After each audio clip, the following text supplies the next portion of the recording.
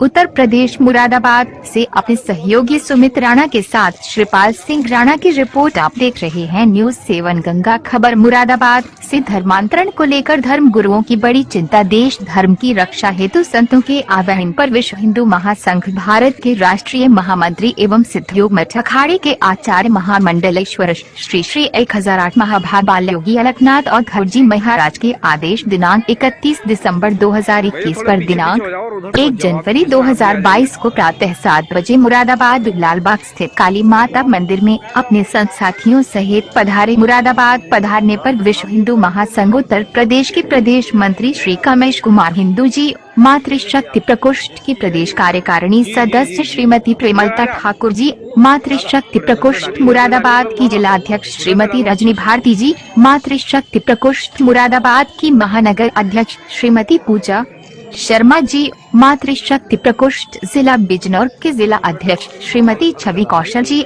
मातृशक्ति प्रकोष्ठ जिला बिजनौर के नगर अध्यक्ष श्रीमती रेणु सिंघल जी एवं अनेकों कार्यकर्ताओं के द्वारा उनका भव्य स्वागत किया गया। तदुपरांत आचार्य महामंडलेश्वर श्री 1008 महाभाग बाल योगी अलखनाथ और घरजी महाराज के द्वारा माता मंदिर में भव्य तंत्रोक्त हवन किया गया। तत्पश्चात 11 बजे एक धर्म सभा को संबोधित कर प्रेस वार्ता की, जिसमें महामंडलेश्वर जी ने कहा कि वे अपने संत साथियों सहित देश धर्म बचाओ अभियान पर निकले हैं। इसी क्रम में आज मुरादाबाद पधारे हैं। आगे कहा कि धर्म विहीन भारत नहीं बल्कि तालिबान है, अफगानिस्तान है। अगर हमें देश और धर्म बचाना है तो आज देश में मोदी और प्रदेश में योगी की सख्त आवश्यकता है। जब धर्म ही नहीं बचेगा तो देश कैसे बचेगा, और जब देश नहीं बचेगा तो धर्म कैसे बचेगा। उन्होंने कहा कि देश धर्म बचाने के लिए हमें देश में माननीय मोदी जी एवं उत्तर प्रदेश में परम पूज्य गोरक्षपीठाधीश्वर योगी आदित्यनाथ जी महाराज को पुनः सत्ता में लाना पड़ेगा,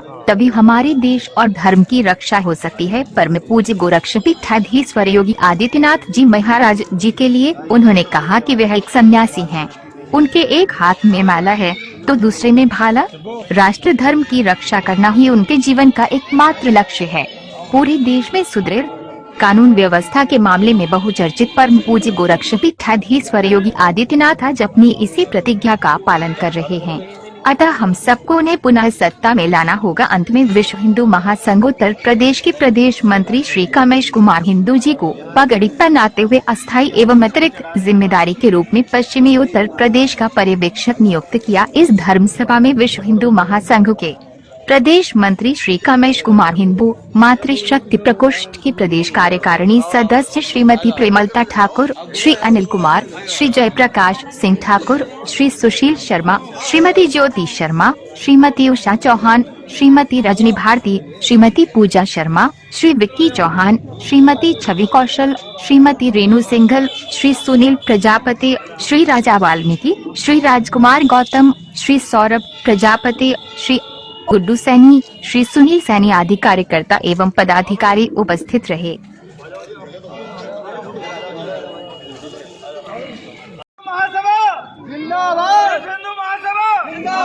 महासंघ देश हिंदू महासंघ जिंदाबाद, देश हिंदू महासंघ जिंदाबाद, देश हिंदू महासंघ जिंदाबाद, योगी आदित्यनाथ जी जिंदाबाद, योगी अलखनाथ जी जिंदाबाद, देश हिंदू महासंघ जिंदाबाद। हम आज ये घोषणा करना चाहते हैं कि विश्व हिंदू महासंघ के पश्चिमी उत्तर प्रदेश से हमको अतिरिक्त बल प्रदान करने के लिए, हिंदुत्व को अतिरिक्त बल प्रदान करने के लिए हम विश्व हिंदू महासंघ राष्ट्रीय इकाई की ओर से अतिरिक्त एक प्रभार घोषित करते हैं, जो स्वतंत्र इकाई होगी और सीधा विश्व हिंदू महासंघ भारत को अपना उत्तरदायी होगी। यथा कि ये हमारे कामेश कुमार आर्य जी, कामेश कुमार हिंदू जी महाराज जो हैं, ये अधिवक्ता भी हैं और कर्मठ योद्धा भी हैं हिंदुत्व के। इन्हें हम पश्चिमी उत्तर प्रदेश का एक पर्यवेक्षक और अतिरिक्त इकाई के रूप में आज अभिषेक करते हैं। ये विश्व हिंदू महासंघ उत्तर प्रदेश को अतिरिक्त बाहर से सहायता देंगे और अपना कार्य भी निभाएंगे और स्वतंत्र इकाई का गठन भी करेंगे, जो मुख्य इकाई की सहायक होगी और देश धर्म के अभियान में सशक्त रूप से कार्य करेगी। आज हम इनको अनुमोदित करते हैं। भारत माता की जय। वंदे मातरम, वंदे मातरम, वंदे मातरम। मातृशक्ति की जय हो। युवा मोर्चा जय हो। विश्व हिंदू महासंघ की जय हो। धर्म को बचा कर रहेंगे। इसीलिए आज मुरादाबाद की धरती पर उनका आगमन हुआ। मैं उनका हार्दिक स्वागत एवं अभिनंदन करता हूं। उनके साथ आए हुए जो भी संत महंत हैं उन्हीं का सबका हार्दिक स्वागत अभिनंदन करता हूं। आपके सामने अपनी वाणी से मुखर होंगे। जय श्री राम। क्या प्रोग्राम है और क्या यहाँ पे प्रेस वार्ता करने की जरूरत पड़ गई? आप सब पत्रकार छायाकार साथियों का अभिवादन करते हुए हम लालबाग काली मंदिर से बाल योगी अलखनाथ ओगड़, सिद्ध योग अखाड़ा, भारतवर्ष के आचार्य महामंडलेश्वर और विश्व हिंदू महासंघ के राष्ट्रीय महासचिव के रूप में आपसे मुखर हैं। आपने जैसा प्रश्न किया कि आज क्या ज़रूरत आन पड़ी यहाँ पर आने की, तो हमने देश धर्म बचाओ अभियान शुरू किया था, जो सर्वप्रथम हमने शाकंभरी देवी सहारनपुर से यज्ञ हवन किया। हमने तंत्रोक्त वहाँ से माता जी से ऊर्जा मांगी कि हमें देश और धर्म को बचाने के लिए ऊर्जा दीजिए। हम संचार करना चाहते हैं जनमानस में, अपने भविष्य को उज्जवल देखना चाहते हैं। उसके उपरांत अगले दिन हमने देवी वन यानी कि देवबंद या देववृंद कह लें, कालांतर में जिसका अपभ्रंश देवबंद बन गया, वहाँ पर हमने बाला सुंदरी माँ त्रिपुर बाला सुंदरी मंदिर में तंत्रोक्त हवन किया।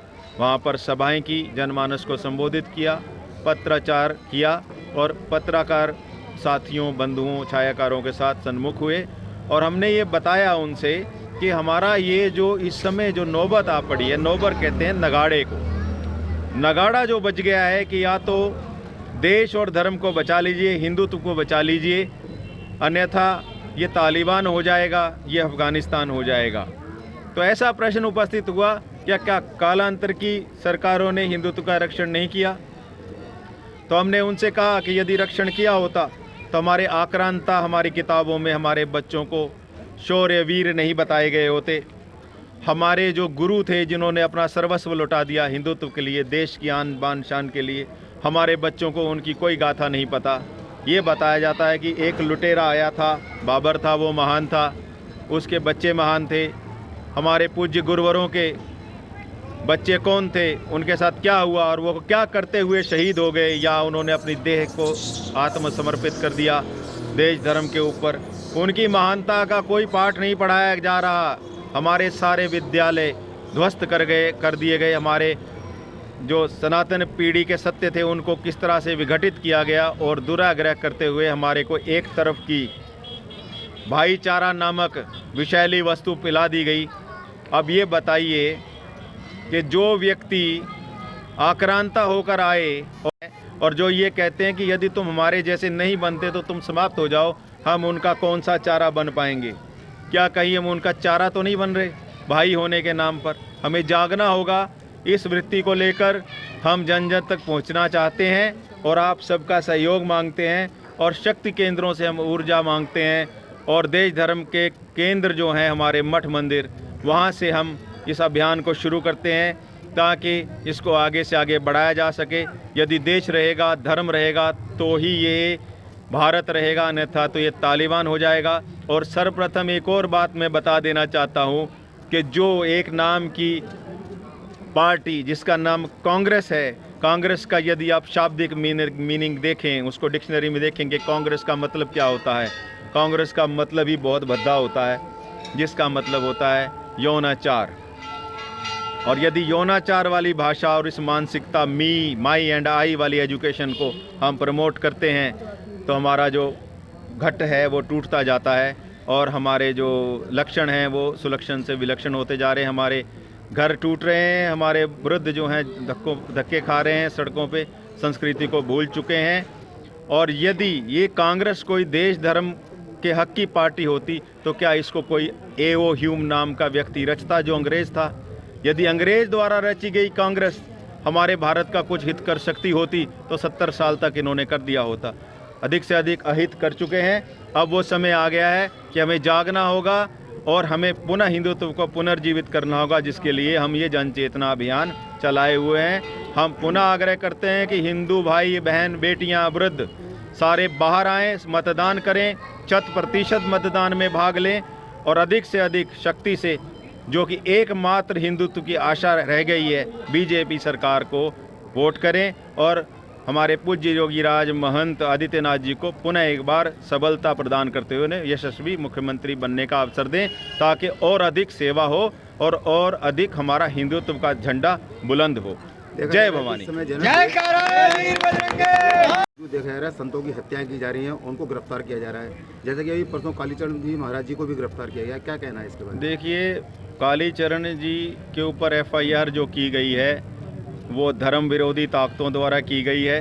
और ये देखिए कि ये वो लोग हैं जिनको हमने शरणार्थी होने के तहत अपना विराट सनातन का विराट हृदय प्रदर्शित करते हुए यहाँ शरणार्थी के रूप में रहने दिया था। आज वही आक्रांता होकर, भ्रमित होकर और हमें खाने की मानसिकता पे उतर आए हैं। ये जो भी हो रहा है ये बीजेपी शासन में नहीं हो रहा है। और यदि हम कहें कि हत्याएं भी हो रही हैं तो हम ये नहीं मान सकते कि यशस्वी मुख्यमंत्री योगीराज जी के होते कुछ छुप जाएगा, किसी चीज़ पे पर्दा पड़ जाएगा। वो निश्चित सामने आएगा और अपराधियों को अपनी जान बचाने के लिए भागना पड़ेगा और वो भाग भी चुके हैं। हम इस बात को कतई स्वीकार नहीं करते कि भाजपा शासित हिंदू विरोधी है और वो हिंदू विरोधी कार्य करते हैं। हाँ, ये हो सकता है कि उस तरह का वो योगदान ना दे पाए हों जो जनता उनसे चाहती हो। तो अब हमें कुछ और अवसर उनको दें ताकि और सबलता आए और इस कार्य को और सबलता से कर पाएँ। आज आप जैसे संदेश देना चाहते हैं? हम संदेश देना चाहते हैं कि देश और धर्म को बचाओ। एक बार पुनः भारतीय जनता पार्टी को अवसर दीजिए। यदि देश बचेगा तो ही धर्म बचेगा, अन्यथा ये तालिबान है, ये अफगानिस्तान है। यदि आप अपनी बहन बेटियों को छोड़ना नहीं चाहते, उनको खोना नहीं चाहते, कपड़े छोड़ के, घर छोड़ के नंगे भागना नहीं चाहते, तो हिंदुत्व को और सनातन को बल दीजिए और पुनः बीजेपी शासन को एक अवसर दीजिए। इससे आप कहाँ तक सहमत है कि हमारे देश को जो है हिंदू राष्ट्र घोषित किया जाए? हिंदू राष्ट्र ये सतत था, आक्रांताओं द्वारा इसको बहुत विखंडित करने की कोशिश की गई। आज भी ये भारत है, इंडिया नहीं है। इंडिया का मतलब जंगली होता है, कोई तान नहीं है। ये भारत है और ये भारत ही रहेगा। और उसके लिए हम सब लोग आपके माध्यम से और आप भी, हमें पूरा विश्वास है कि हमारे सहायक होंगे और हम पुनः इसको गौरवान्वित करेंगे। जैसे इस समय जनसंख्या के लिए जो है मुहिम चलाई जा रही है, क्या कहेंगे इसके लिए? देखिए, हम ये मानते हैं कि कोविड के चलते बहुत सारे बिल अधूरे रह गए और बहुत सारे कानून नहीं लाए जा सके। सर्वप्रथम हम इस बात के पक्षधर हैं कि यूनिफॉर्म सिविल कोड आए, सबके लिए एक ही कानून हो। और आप जैसे देखा अभी कि लव जिहाद के मामलों को लेकर निपटारा करने के लिए शादी की उम्र बढ़ा दी गई है। ये यूनिफॉर्म सिविल कोड की तरफ बढ़ता हुआ एक कदम है, जिसका हर जनमानस को स्वागत करना चाहिए और हर्षित होना चाहिए। भारत माता